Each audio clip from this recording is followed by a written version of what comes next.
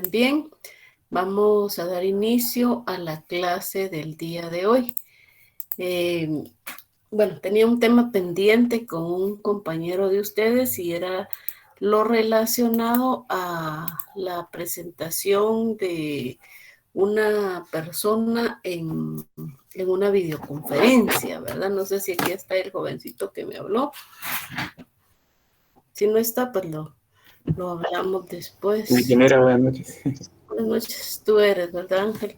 Bueno, fíjate que me estaban diciendo que por parte del claustro no van a hacer nada porque no ha llegado más que solo la mía, ¿verdad? La solicitud de poder realizar en este caso esa charla, ese webinar, pero que como no hay otra, entonces no, por el momento no se va a hacer nada para la Semana Cultural. Entonces, sería de hablar con la persona que tú tienes para ver si él nos hace favor, que él te dé una fecha, ¿verdad? En horario de clase y para que él nos haga favor de exponer el tema, ¿verdad? Y nosotros hacemos la propaganda y todo lo demás para que las demás personas pues puedan asistir también. Se refiere a que él me dé una fecha en un horario hábil de clase para que se dé la charla. ¿Sí? Uh-huh. Bueno, está bien. Sí, Gracias. pregúntale por favor para ver qué día pudiese él hacernos favor de darnos la charla y entonces nosotros hacemos una publicación, ¿verdad? A nivel de la facultad para que la mayor parte de compañeros, ¿verdad? Pues puedan asistir los que quieran. ¿Sí? Sí, está bien, ingeniera. Gracias. Va. Haznos favor entonces y nos cuentas, ¿verdad? Cuando ya tengas la fecha. Sí. Gracias. Sí. Bueno, vamos a empezar entonces a trabajar el día de hoy. Hoy vamos a iniciar con, continuamos con la unidad número 3, ¿verdad? Solo que ahora ya terminamos radiación y vamos a empezar con calor y temperatura, ¿sí? Cuando hablamos de calor, en este caso, todos los cuerpos, todos tenemos en este caso una energía cinética, ¿verdad? Entonces, cuando hablamos de calor, estamos haciendo referencia a esa energía cinética que tenemos todos los cuerpos, todos los que tenemos átomos, moléculas, ¿verdad? Tenemos entonces esa energía cinética. Y temperatura es la medida de esa energía cinética, ¿verdad? Entonces, cuando en este caso, ¿verdad? Existe un incremento o una disminución en lo que nosotros llamamos esa energía cinética y nosotros medimos esa energía cinética para ver si está alta o baja, ¿verdad? Entonces estamos midiendo a través de una magnitud y esa magnitud pues es la temperatura. Hay diferencia entre ambos porque una es, en este caso, la energía cinética y la temperatura es cómo mido yo esa energía cinética, ¿sí? Es básicamente la medida del calor que nosotros realizamos, ¿verdad? Entonces, eso es calor y temperatura. Aquí tenemos calor, ¿verdad? Esas regularmente cuando las partículas empiezan a agitarse o a moverse rápidamente, ¿verdad?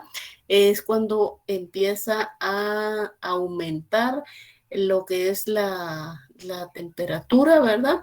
Y ustedes podrán verlo, yo les hacía mención la vez pasada de que, por ejemplo, una moneda, si uno se la frota en el brazo, al ratito pues a uno ya le está quemando. ¿Por qué? Porque hace que esas moléculas, que esas partículas, ¿verdad? Que toda esa energía que hay en esos cuerpos, pues en este caso se incremente. y eso es lo que causa en este caso un aumento de esa temperatura.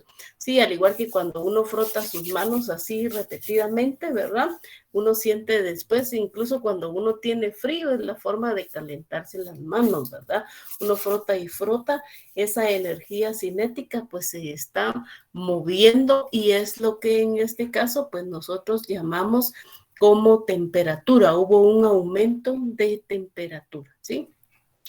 La temperatura de un cuerpo es la condición que determina en este caso si el cuerpo es apto para transmitir calor a otros o para recibir en este caso el calor que transmiten otros cuerpos, ¿sí?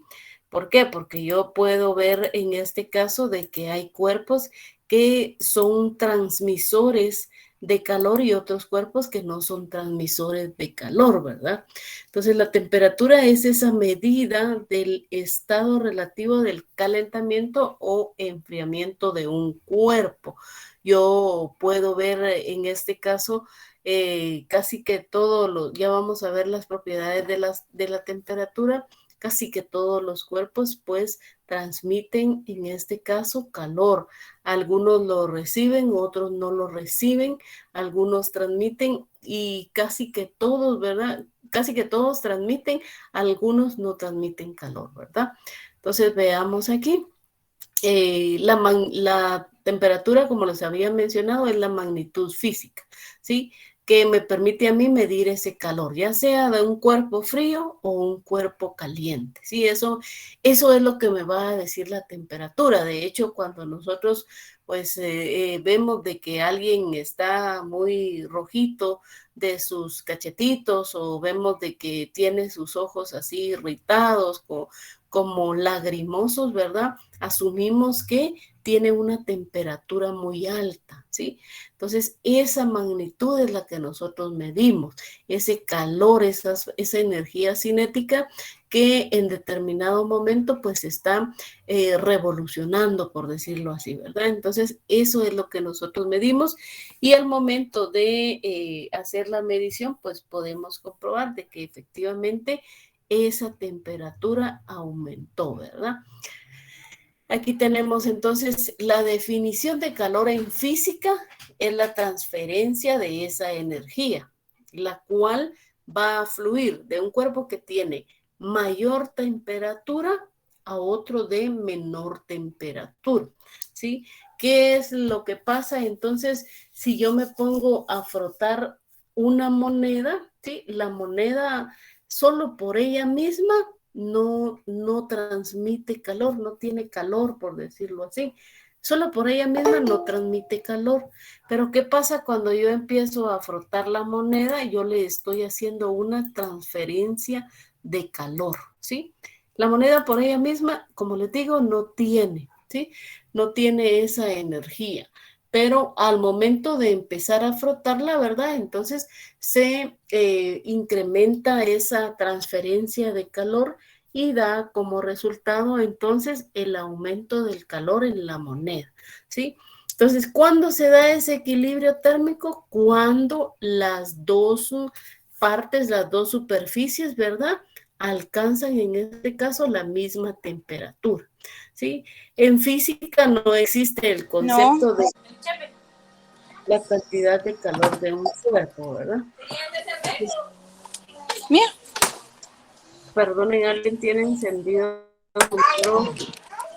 Perdonen, se lo voy a apagar, ¿sí? Vale. Perdonen, a veces empieza uno y empieza a hablar cosas, ¿verdad? Entonces, bueno. Entonces ahí tenemos. La transmisión de calor entonces puede ocurrir de diferentes formas. 3 formas de que pueda ocurrir. Una conducción térmica, o sea, una conducción en donde esta transferencia es provocada, ¿verdad? Por lo que es la agitación de moléculas, ¿sí? Entonces empieza a incrementarse la temperatura, ya vamos a ver las propiedades en este caso de que los líquidos o los sólidos se dilatan y los líquidos hierven, ¿verdad? Entonces, es cuando sucede en la transmisión o la transferencia por conducción térmica, es cuando se da ese proceso de agitación de moléculas, ¿sí? Y cuando se agitan esas moléculas es cuando se incrementa la temperatura. Se dilatan los cuerpos, ¿verdad? ¿Qué es lo que pasa, por ejemplo, cuando en este caso existe o alguien puede, por ejemplo, calentar un material, ¿verdad? O cómo hacen, cómo forjan, por decirles algo, en herrería, ¿verdad? ¿Qué es lo que hacen? Calientan, en este caso, la superficie y lo que hace es que a raíz de elevar tanto la temperatura, ya esa superficie queda para poder ser maleable por unos instantes, ¿verdad? Ya uno puede, en este caso, hacerle la forma que uno desee, ¿verdad? Entonces se dilata ese cuerpo, se funden los sólidos, ¿verdad? ¿Qué es lo que sucede cuando ustedes de repente habrán visto cuando hay elementos, por ejemplo, el oro, ¿verdad? Se tiene una barra de oro y qué pasa cuando se calienta. Entonces lo que sucede es que se derrite, se funde, ¿verdad? Y luego pues la correspondiente evaporación de los líquidos.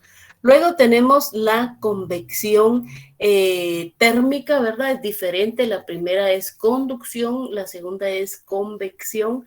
Este proceso sucede en este caso entre líquidos y gases, ¿sí? Cuando nosotros servimos agua, ¿qué es lo que sucede? Empiezan a agitarse esas partículas, a moverse, a moverse, a moverse, y se da un proceso entonces de cambio de estado. Pasa de estar líquido y empieza a evaporarse. Sin duda, a alguno le habrá pasado de que muchas veces pone a hervir algo, ¿verdad? Y se nos olvida y al rato cuando volvemos solo la olla está quemada. Eso es una convección térmica, ¿sí? Cuando en este caso pasa de líquido a gaseoso, se evaporó, se fue, ¿verdad? Y luego, pues, irradiación térmica, ¿verdad? Todo lo que corresponde a la radiación que nosotros, en este caso, recibimos del sol, ¿verdad? Y que muchas veces, pues, no es necesario tener ese contacto, ¿verdad? Con el otro cuerpo para poder transmitir esa energía, ¿verdad? Entonces, algunas veces, ahí sí que de repente es mucho ver la tele, dirán ustedes, ¿verdad? Pero hay espacios en donde a alguien le colocan la mano enfrente de la cara y con eso ya lo mueve. Esa es una forma de poder transmitir energía también, ¿verdad? Aquí están, vean, a través de radiación, ¿sí? A través de convección se hierve agua, por decirlo aquí, u otra sustancia, se da entre líquidos y pasa a evaporarse, ¿verdad? Y a través de conducción, ¿sí? Es el proceso en el cual yo tengo ese contacto con la otra superficie, ¿verdad? Y me quemo. Eso es un proceso de transferencia de calor. Igual puede suceder en este caso cuando yo toco la estufa, ¿verdad? Sin querer, o toco el comal, o toco una superficie caliente, ¿qué es lo que pasa? Me quemo. Esa energía en parte pasó hacia mí, ¿verdad? Entonces, esos son los tres procesos de transferencia de calor, o sea, cómo puede transferirse el calor, ¿verdad? Aquí tenemos conducción, transferencia de calor a través de la materia por actividad molecular, por el choque de moléculas con otras, con un flujo que van desde temperaturas altas a temperaturas bajas, es conducción. Y convección en este caso es la transferencia de calor dado por ese movimiento, ¿verdad? De las partículas. Solamente se da en este caso, ¿verdad? En líquidos que pasan a ser gases, ¿verdad? Aquí tenemos entonces esa conducción a través de un sólido en contacto con otro sólido. Básicamente cuando hablamos de conducción estamos hablando de que debe de haber contacto, ¿sí? Yo toco en este caso el aparato, el instrumento que está caliente y eso entonces hace que yo me queme. ¿Por qué? Porque está caliente. Es lo que regularmente pasa cuando agarramos el mango de un sartén o de una olla, ¿verdad? Y está caliente. Eso es lo que sucede en conducción, ¿sí? También en este caso, ¿verdad? Cuando hablamos de convección, vean aquí, es el proceso en el cual ya habíamos visto que es ese movimiento de partículas y que hace que se vaya evaporando, ¿sí? Entonces aquí igual tenemos, ¿verdad? Debido al movimiento del aire o del líquido, en donde se da esa propagación del fuego por conductos hacia arriba, ¿sí? Es convección, convergen en este caso esas partículas y se van hacia arriba, ¿sí? Y la radiación, que en este caso pues no es necesario poder tener un contacto como tal, ¿verdad? Sino que ya se sabe que puede en este caso, o que la energía está siempre ahí y que puede llegar a nosotros de cualquier forma, ¿sí? Aquí están los tres procesos. Radiación, no es necesario que yo lo toque, cuando estamos en una fogata, ¿verdad? En este caso, y acercamos nuestras manos, eso es radiación. Conducción, cuando yo toco el objeto, y convección, en este caso, pues es cuando convergen, ¿verdad? Toda esa masa de partículas aquí. Alguien podría decir convección y radiación es lo mismo. No es lo mismo, porque vean, en convección tiene que haber una convergencia, tiene que haber movimiento de partículas, en este caso hacia arriba, ¿verdad? O hacia abajo en el caso de cuando nosotros pues estamos hirviendo esa agua, ¿verdad? Aquí la tenemos y luego pues tenemos aquí la medida de la temperatura. Puede ser que sean temperaturas altas o temperaturas bajas, ¿verdad? Que cuando hablamos de temperatura, de repente alguien todavía tiene una pequeña confusión. Recuérdense que temperaturas altas quiere decir que estamos hablando de temperaturas en las cuales se siente más calor, ¿sí? ¿Por qué lo digo? Porque créanme, me ha pasado que en otras ocasiones cuando yo hablo de temperatura y cuando dicen temperaturas menores, piensan que en este caso estamos hablando de cuando hay calor y no es así, ¿sí? Cuando decimos temperaturas mayores es cuando las temperaturas pueden llegar hasta 40 grados centígrados, la temperatura ambiental más, por supuesto, ¿verdad? Pero cuando decimos temperaturas menores, quiere decir temperaturas frías, ¿sí? De 10 grados hacia abajo uno ya siente frío, si no, pues podemos observar o recién tuvimos la experiencia de que ahorita para el día domingo, ¿verdad? Se decía que habían temperaturas bajas, en realidad estábamos como a 18 grados centígrados, pero ya sentíamos frío. Entonces, el promedio de temperatura en la superficie terrestre está entre 15 a 18 grados centígrados.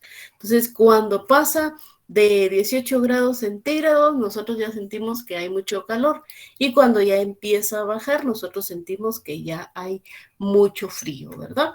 Entonces, esa es la temperatura. Aquí tenemos la comparación entre ambas, ¿verdad? Es una transferencia de energía de un cuerpo a otro, en este caso el calor, ¿verdad? Ese movimiento de partículas, y la temperatura es la medida en este caso, ¿verdad? De esa energía cinética, ¿sí? Las unidades pues se miden en joules, en calorías, mientras que la temperatura yo la puedo medir en Celsius, en Kelvin, en Fahrenheit, ¿verdad? ¿Con qué puedo medir el calor? Con un calorímetro, y la temperatura con un termómetro, ¿sí? Existen diversidad de termómetros dependiendo qué es lo que yo vaya a medir, ¿verdad? Porque hay termómetros de máximas, termómetros de mínimas, hay geotermómetros, etcétera, ¿verdad? Hay diversidad de termómetros que van a depender qué es lo que yo voy a medir, ¿sí? Y el calor, en este caso, un ejemplo, una cuchara caliente transfiere calor al agua fría de una taza, ¿sí? Y sin duda ustedes lo han visto o de repente lo han experimentado, ¿verdad? Pero al momento, en este caso, de tener una cuchara caliente, yo la meto en una taza de agua fría, ¿qué es lo que sale? Se oye un sonido que hace pss, ¿verdad? Y sale, en este caso, como vapor, ¿verdad? Entonces eso es una transferencia de calor de donde prácticamente había una temperatura y con esta que yo le agregué es como que se hubiera incrementado, ¿verdad? La temperatura del agua al hervir es de 100 grados centígrados, ¿sí? Ese es el punto de ebullición del agua y el punto de fusión es de 0 grados centígrados, ¿sí? La temperatura del cuerpo humano es en promedio 37 grados centígrados, ¿sí? Son datos que ustedes deben de manejar, ¿sí? Temperatura de ebullición, 100 grados centígrados, fusión, 0 grados centígrados, ¿verdad? ¿Para qué se utiliza la información de temperatura? Depende qué información, ¿verdad? A nosotros la que nos interesa es la temperatura ambiental, la temperatura que hay en el suelo. Entonces la utilizamos nosotros para, en este caso, ¿verdad? Tener registros del comportamiento de las variables climáticas en las diferentes actividades que nosotros realizamos, ¿verdad? Por ejemplo, tenemos temperaturas medias, diarias, mensuales, estacionales, anuales, ¿sí?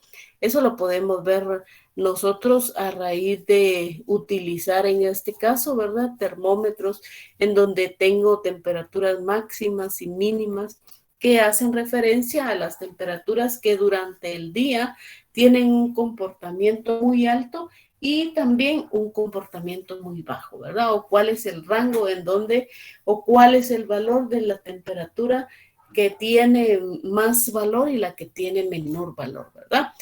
Lo podemos utilizar también para analizar amplitudes térmicas, que es esa diferencia entre los valores máximos y los mínimos, ¿verdad? Para desviaciones estándar, también este valor de temperatura yo la utilizo en lo que es el balance hídrico, ¿verdad? Lo utilizo también. Eh, en el método de Hargreaves, en el método de Thornwine, lo utilizo también, la temperatura. Entonces, se utiliza bastante, no solo a nivel agrícola, sino a nivel de otras dimensiones, ¿verdad? En donde nosotros podemos, en este caso, si queremos calcular la temperatura del cuerpo, la temperatura ambiental, la temperatura de un líquido, etcétera, ¿verdad? Entonces, la temperatura es muy medida en todos los ámbitos, ¿sí? Para analizar la distribución de temperatura sobre grandes áreas, utilizamos las isotermas, ¿sí? Las líneas ISO, ustedes van a escuchar mucho hablar sobre lo que es en este caso las líneas ISO y las líneas ISO va a depender de qué variable meteorológica estoy midiendo, ¿sí? Entonces, por ejemplo, cuando yo hablo de una temperatura, estoy hablando de una isoterma, ¿sí? Isotermas son curvas dibujadas, casi que todas las isos están dibujadas sobre un mapa y que marcan, ¿sí? En este caso, los puntos de igual temperatura o de igual precipitación o de igual presión, ¿sí? Entonces, cuando a mí me dicen, mire, vea las isotermas ahí para ver cómo es el comportamiento, entonces lo que yo voy a encontrar es algo parecido a esto, ¿sí? Entonces yo tengo aquí una isoterma de estas que ustedes ven aquí de 40 grados centígrados, quiere decir que en toda esta isoterma se mantiene una temperatura de 40 grados, de 35 grados aquí, ¿sí? Si fuera una isobara, quiere decir que estos serían los puntos en donde se da igual una presión constante, una presión igual, ¿verdad? Entonces vean aquí, por ejemplo, la isoterma de 15 grados quiere decir que esta se da aquí a lo largo de todo este mapamundi, ¿verdad? Y esas son entonces las líneas ISO, isotermas, isobaras, isoyetas, isoantes, etcétera, ¿verdad? Son todas las líneas ISO, ¿sí? ¿Cuáles son los principios fundamentales de la medida de la temperatura? ¿Sí? Primero que los cuerpos sólidos, líquidos o gaseosos se dilatan, ¿sí? ¿Podemos dilatar un sólido? Sí. ¿Qué es lo que pasa, por ejemplo, si a una temperatura mayor yo, con un cuchillo caliente, ¿verdad? Se lo coloco a un recipiente plástico, entonces eso se va a dilatar, ¿sí? Se va a dilatar, ¿sí? También pueden producirse cambios de estado, ¿sí? Ya lo veíamos, los sólidos se van a fundir y los líquidos van a hervir o hierven, ¿sí? Y cuando después de que hierven, pues se van a convertir en estado gaseoso, ¿verdad? Entonces, esos son los principios fundamentales de la temperatura. Así como teníamos principios, ¿verdad?, de la radiación, también tenemos principios para la temperatura. Y casi que para todos los factores climáticos nosotros tenemos principios, ¿verdad? Entonces, vean aquí. Está un cuerpo sólido, un cuerpo líquido y un cuerpo gaseoso. La diferencia entre ellos, ¿cuál creen ustedes que sea?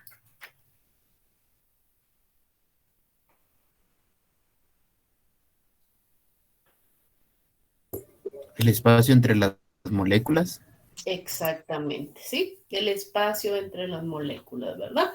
En un cuerpo sólido, pues definitivamente las partículas están más unidas, ¿verdad? En un cuerpo líquido ya están un poco más separadas y un cuerpo gaseoso pues están más separadas. Ahora a eso agréguenle ustedes un incremento de temperatura, ¿verdad? ¿Qué es lo que pasaría? Un sólido se iría a dilatar, un líquido, ¿verdad? Iría a pasar de estado líquido a estado gaseoso y un gaseoso pues se iría, ¿verdad? Entonces, esas son las propiedades de lo que corresponde a la temperatura. Los termómetros son los instrumentos que sirven para medir cualquier tipo de temperatura. Existen diversidad de termómetros, como yo les había mencionado, y en este caso los pirómetros, ¿sí? Son los instrumentos que se utilizan para medir las temperaturas bien altas, ¿verdad? Altísimas. Entonces, eso se llaman pirómetros y de ahí depende de qué es lo que yo vaya a medir, ¿verdad? Existen factores que van a influir en este caso en la temperatura, ¿sí? Por ejemplo, un factor que es el principal, que en este caso produce cambios en la temperatura del aire, o sea, en la superficie, es el ángulo de inclinación de los rayos solares, ¿sí? Va a depender, y eso lo veíamos en este caso, ¿verdad? En lo que son las estaciones, ¿sí? Por eso es que se dan las estaciones. Va a depender el ángulo de inclinación de los rayos solares, ¿sí? Cuando están, en este caso, horizontalmente llegando a la Tierra, ¿verdad? En este caso, pues va a depender si va a caer en el trópico de Cáncer o trópico de Capricornio. Vamos a tener en este caso lo que es la estación de verano o de invierno, ¿verdad? Para cualquiera de los dos hemisferios que nosotros estemos analizando. Entonces, si cae directamente, que aquí cayera igual al hemisferio norte y al hemisferio sur, entonces aquí tendríamos nosotros los equinoccios. Pero aquí, como está cayendo con un grado de inclinación más hacia el hemisferio norte, entonces le está llegando mayor cantidad de radiación. ¿Qué quiere decir? Que hay mayor temperatura, es algo que influye, la radiación influye ese ángulo de inclinación. Entonces aquí en el hemisferio norte nosotros tenemos verano, tenemos temperaturas más altas. Pero en el hemisferio sur, ¿verdad? Como no le está llegando mucho, ahí tenemos temperaturas más bajas, ¿sí? Y aquí igual, ¿verdad? Si nosotros en este caso tenemos un grado de inclinación mayor, ¿verdad? Va a depender si es en el hemisferio norte o si es en el hemisferio sur. Vamos a tener un equinoccio de primavera, ¿sí? O un equinoccio de otoño, ¿verdad? Entonces, aquí va a depender si va a ser el hemisferio norte o el hemisferio sur, que para ambos pues se dan las mismas condiciones, la misma cantidad de radiación. Pero vean, el sol llega en este caso directamente al centro del ecuador, por lo tanto irradia igual para el hemisferio norte y para el hemisferio sur. Aquí las temperaturas se mantienen constantes en ambos hemisferios, ¿sí? Y luego aquí, analizando el caso contrario, ¿verdad? Si aquí llegan más a lo que es el hemisferio sur, entonces aquí tendríamos en este caso, ¿verdad? Lo que es ese solsticio de invierno, ¿verdad? En el hemisferio sur llegaría más radiación, quiere decir que habrían un incremento de temperaturas, pero en el hemisferio norte serían temperaturas más bajas, ¿verdad? Entonces ese es el comportamiento. Cuando los rayos solares inciden con mayor inclinación, vean aquí, con mayor inclinación, calientan menos, porque el calor atmosférico en este caso tiene que esparcirse, ¿sí? Más, ¿sí? Tiene que repartirse como que en una superficie más grande, ¿sí? Entonces, ¿qué es lo que pasa? Esa parte se dispersa, ese calor se dispersa. Entonces, cuando llegan con inclinaciones más grandes, como esto de aquí, entonces depende de qué hemisferio se esté iluminando más, ¿verdad? Ese va a recibir mayor cantidad, pero va a ser una superficie, en este caso, ¿verdad? En la cual ese espesor va a estar repartido, ¿sí? Entonces eso es básicamente el comportamiento de la temperatura. Otro elemento que influye sobre lo que es la temperatura es el calentamiento de la tierra y el agua, ¿sí? Aquí las aguas pues son transparentes, hay mayor evaporación en el agua que en el suelo.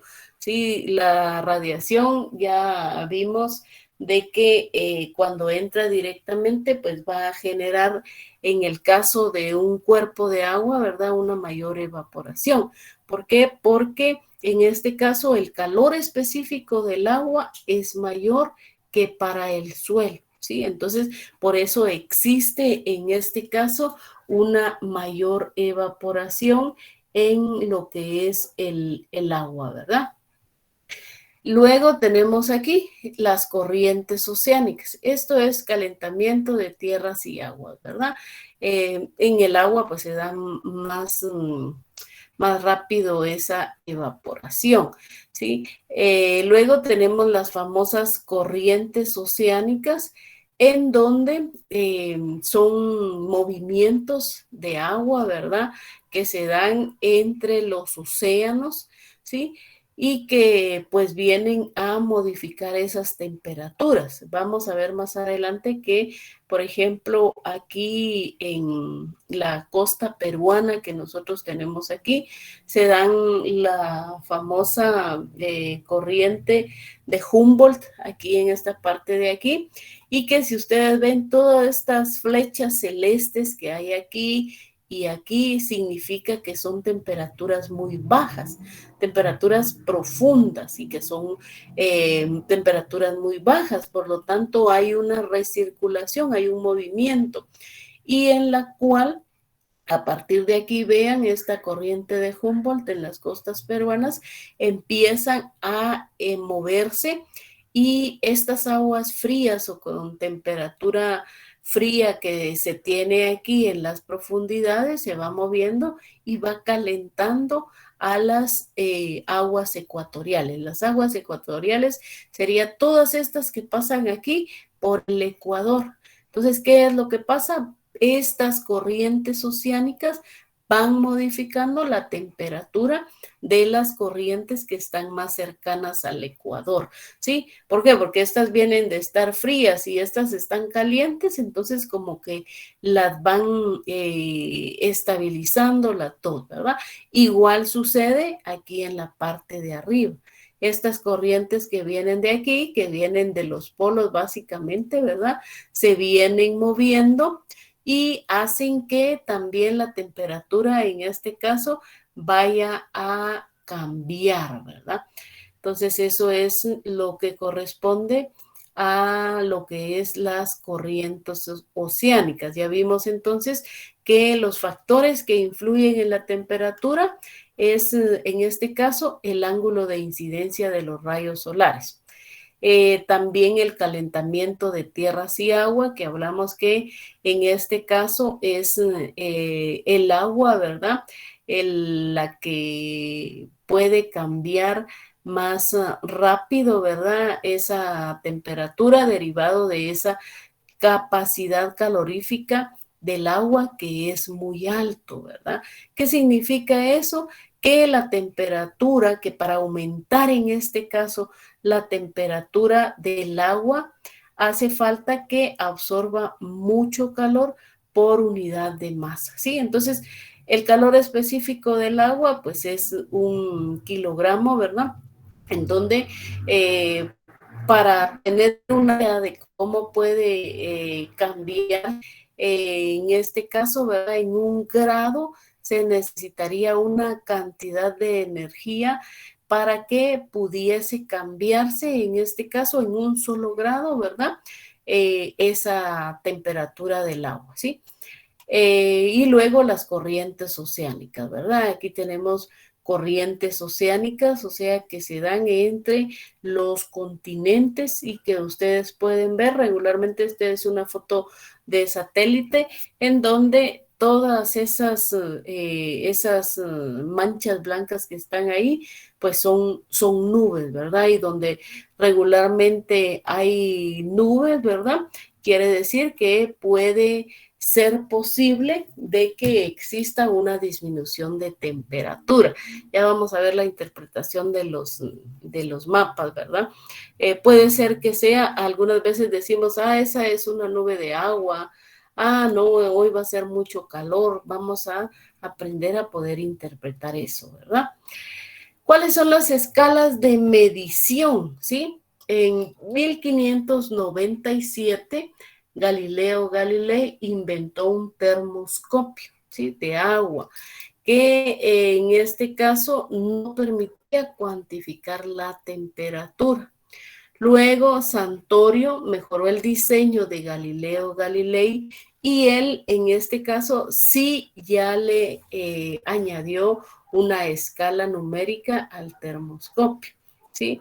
La temperatura es una medida relativa y nosotros utilizamos, en este caso, 3 escalas. Las más conocidas, 3 escalas, ¿verdad? Entonces, los termómetros pueden medir en este caso esas temperaturas debido a la expansión termal, ¿verdad?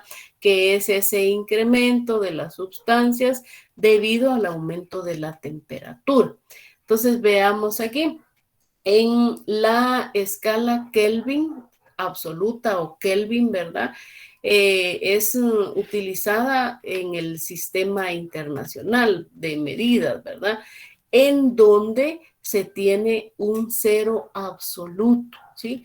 Se tiene un cero absoluto y que en este caso ese cero absoluto es el estado medio de mínima temperatura que puede tener un cuerpo, ¿sí? En él el movimiento de los átomos y moléculas que componen el cuerpo sería nulo. no habría movimiento. Cuando tenemos temperaturas muy bajas, el movimiento de las partículas como que se queda estancado, ¿verdad? Ya no hay movimiento. El movimiento es casi nulo, ¿sí? Es una temperatura que, por decirlo así, no se puede alcanzar en la práctica, ¿sí? Pero sabemos de que existen temperaturas mucho más bajas, ¿verdad? Entonces, esta es la escala Kelvin medida, ¿verdad? Utilizada en el sistema internacional, ¿sí? Y esta escala de Kelvin, ¿verdad?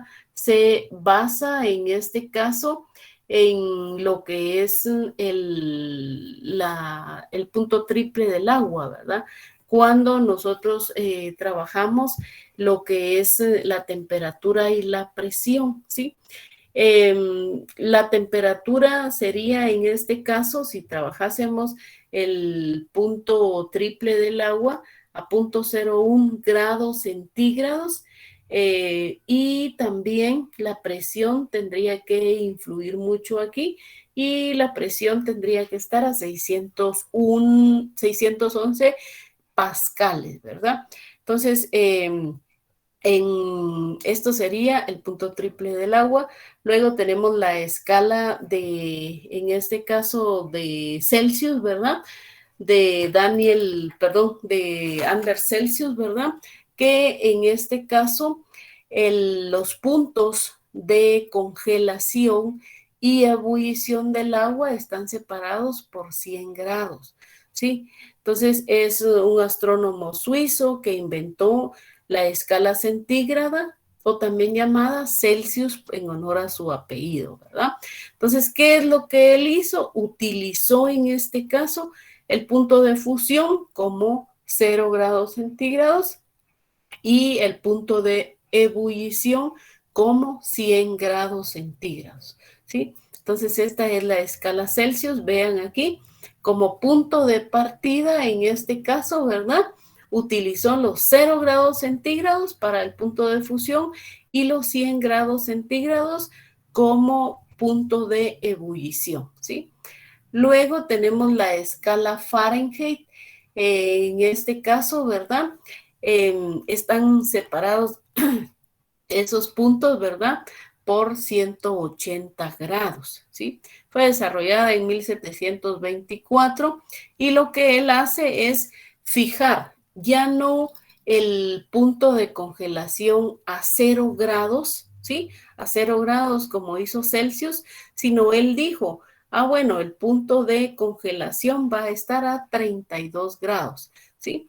Y 32 en este caso más los 180, ¿verdad? Más 32 más 180, tenemos los 212 grados aquí, ¿sí? Entonces, de aquí para acá hay una diferencia de 180 grados. Él fijó el punto de congelación a 32 grados. Esa es básicamente la diferencia entre las escalas. ¿Por qué? Porque en el caso de Celsius, ¿verdad? Él pone en este caso a 0 grados centígrados el punto de congelación y así en ebullición.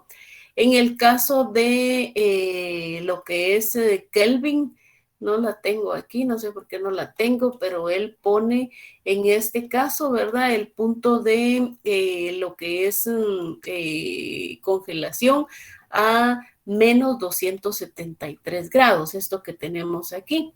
La pone Kelvin, ¿verdad? Más en este caso los 100 grados serían 373. Entonces esa es la escala de Kelvin. Celsius no.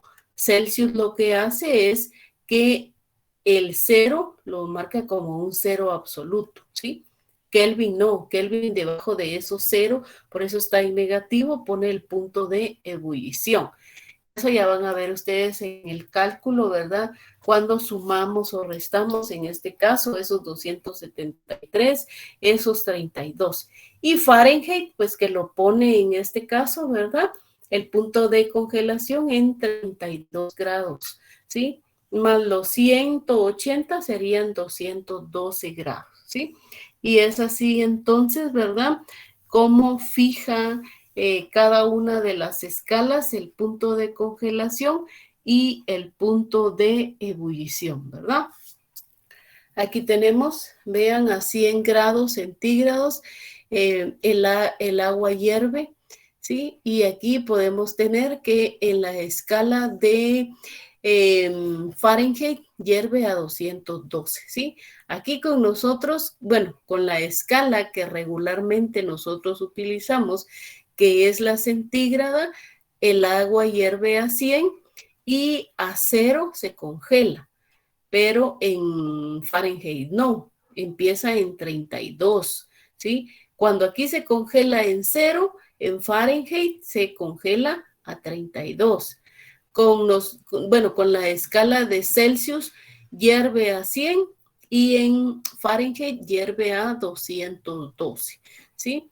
Creo que por ahí tengo una comparación entre las tres escalas, ¿verdad? Para que ustedes puedan ver cómo se trabaja.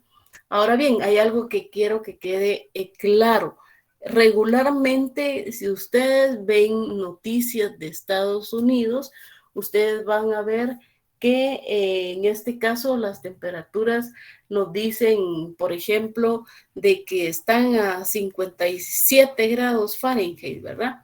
Entonces eso quiere decir, uno viene aquí, lo ubica más o menos por aquí y quiere decir que está esa temperatura más o menos como a 15 grados centígrados, ¿sí? No es lo mismo. Hay que, en este caso, sumarle o restarle, dependiendo si me dan la temperatura centígrada y ahora tengo que pasar a Fahrenheit o a Kelvin, ¿verdad? Entonces, esto se lo digo porque muchas veces me dicen, la ingeniera, pero allá está bien alta la temperatura. ¿A cómo estaba? Pues estaba casi que a 100 grados, me dice yo, uy, a 100 grados casi que nos quemamos, ¿verdad? Pero le digo a 100 grados, de veras, no, tal vez son Fahrenheit, le digo yo, pues eso sí no sé, pero resulta que en realidad son Fahrenheit. 100 grados Fahrenheit para nosotros equivalen más o menos a 40 grados centígrados, ¿sí? Entonces eso hay que tenerlo muy en cuenta, ¿verdad? Aquí está la escala de Kelvin, ¿verdad? En este caso, lo que yo les mencionaba, el punto 0 o el punto de congelación de Kelvin está a menos 273, ¿sí? Usa la misma unidad de división que Celsius, que son 100 grados. Solo Fahrenheit utiliza en este caso los 180, ¿verdad?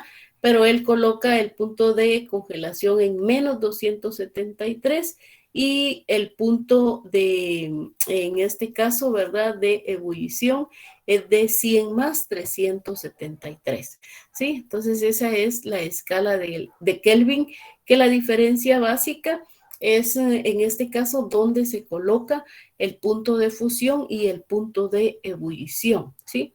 Entonces ahí está. Y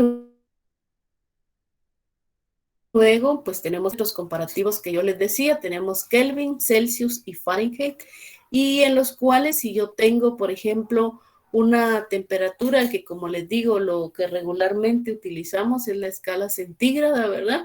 37 grados, pues yo voy a tener en Fahrenheit 98.6, ¿sí? Y en Kelvin, pues mucho mayor, ¿verdad? 310, porque recuérdense que en Kelvin, aquí la escala empieza en 273, ¿sí? Más los 100, 373, que hacen el punto de ebullición, ¿sí? Entonces, si se les preguntara a ustedes cuál es el punto de ebullición, ¿verdad?, en centígrados, pues es 100. En Fahrenheit son 212 y 373 en Kelvin, ¿verdad? La escala Kelvin es, por decirlo así, de los valores de la escala que tiene mayores valores, pero es por lo mismo. ¿Por qué? Porque empieza a medirse desde lo que es en este caso, ¿verdad?, esos 273, ¿sí? Y luego pues tenemos aquí unas fórmulas para convertir esas escalas de temperatura. Si a mí me dan, en este caso, grados centígrados y me piden convertirlos a Fahrenheit, utilizo esta fórmula, ¿sí? En donde voy a multiplicar por 9/5 los grados centígrados y le voy a sumar los 32, ¿sí? Le voy a sumar los 32.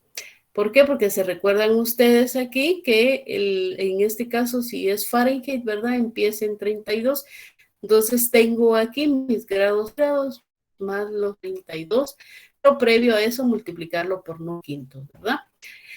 Luego tengo, en este caso, para pasar de centígrados a Kelvin, ¿sí? Lo más fácil que hay. Tengo los grados centígrados y le sumo los 273. Aquí vean, tengo los grados centígrados, ¿sí? Si fuera 0, y le sumo los 273 para poder pasar de Celsius a Kelvin, ¿sí? Y luego, pues tengo aquí de Kelvin a Fahrenheit, que aquí ya es los Kelvin, ¿sí? Menos los 273 multiplicado por 9/5 más los 32, ¿sí? Es la fórmula más larga. Y luego pues tenemos de Fahrenheit a Kelvin, que es los Fahrenheit menos los 32, el proceso inverso, ¿verdad? Multiplicado por 5/9 más 273, ¿sí? El proceso inverso para encontrar Kelvin, ¿verdad? Y pues aquí están estas fórmulas ya más resumidas, ¿verdad? Pero aquí es básicamente de dónde salen, ¿verdad? Aquí están y aquí están. Si quiero pasar de Fahrenheit a Celsius a Kelvin, si quiero pasar de centígrados a Fahrenheit a Kelvin, de Kelvin a Fahrenheit y a Celsius, ¿verdad? Entonces eso es las fórmulas para poder calcular. Y luego pues tenemos aquí, este es un ejercicio que lo vamos a resolver el día de mañana en clase, ¿verdad? No se los voy a proyectar porque si no se me van a adelantar, ¿sí? Bueno, no sé si tienen alguna duda con respecto a lo que vimos el día de hoy.